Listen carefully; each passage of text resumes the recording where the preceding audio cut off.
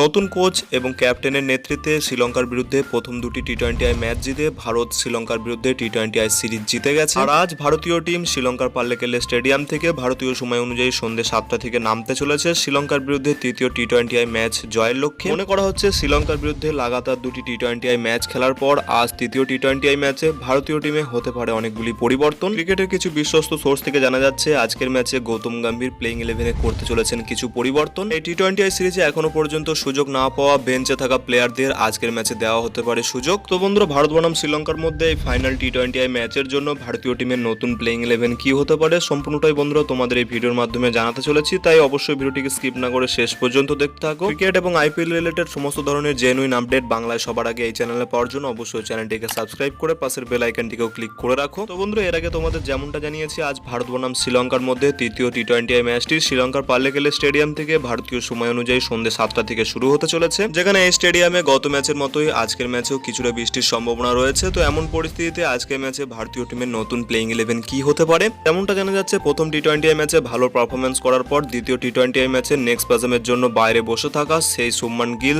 এই তৃতীয় টি-20 ম্যাচে আবারও প্লেইং 11-এ ফিরতে চলেছেন। শুভমান গিল সম্পূর্ণ ফিট হয়ে উঠলে অবশ্যই তিনি প্লেইং 11-এ ওপেনিং জুটিতে থাকতে চলেছেন, যার সঙ্গে থাকতে চলেছেন বাঁহাতি সেই মার্কাটারি ওপেনার ইয়াসাসবি জয়সওয়াল। পর আজকের ম্যাচে প্লেইং 11-এ মিডল অর্ডারের কথা বললে সেখানে নাম্বার 3 পজিশনে খেলতে চলেছেন দলের ক্যাপ্টেন সূর্যকুমার যাদব। গত ম্যাচে শুভমান গিল অ্যাভেলেবেল না থাকায় ওপেনিং জুটিতে সুযোগ দেওয়া হয়েছিল সঞ্জু স্যামসনকে, তবে তিনি সেই সুযোগ একদমই কাজে লাগাতে পারেনি। তবে যেমনটা জানা যাচ্ছে আজকের ম্যাচেও সঞ্জু স্যামসনকে সুযোগ দেওয়া হতে পারে ঋষভ পান্তকে বসিয়ে, যেহেতু ওডিআই সিরিজের জন্য সঞ্জু স্যামসনকে স্কোয়াডে পিক করা হয়নি। এক্ষেত্রে ঋষভ পান্তকে আজকের ম্যাচে রেস্ট দিয়ে সঞ্জু স্যামসনকে খেলাতে পারেন গৌতম গম্ভীর। 5 পজিশনে গত ম্যাচে হার্দিক পান্ডিয়া খেললেও আজকের ম্যাচে হার্দিক পান্ডিয়া প্লেইং 11-এ নাও থাকতে পারে। হার্দিক পান্ডিয়ার like to like replacement Shivam দুবেকে সুযোগ দেওয়া হতে পারে আজকের ম্যাচে, অথবা হার্দিক পান্ডিয়া যেহেতু ওয়ানডে সিরিজের জন্য অ্যাভেলেবেল নেই, যার কারণে হার্দিক পান্ডিয়াকে আজকের এই 3 নম্বর টি-20 ম্যাচটিও খেলানো হতে পারে। সেক্ষেত্রে শিবম দুবেকে সুযোগ দেওয়া হতে পারে নাম্বার 6 পজিশনে খেলা রিয়ান পারাগের পরিবর্তে। পর প্লেইং 11-এর লোয়ার অর্ডারের কথা বললে সেখানে নাম্বার 7 পজিশনে খেলতে চলেছেন রিঙ্কু সিং।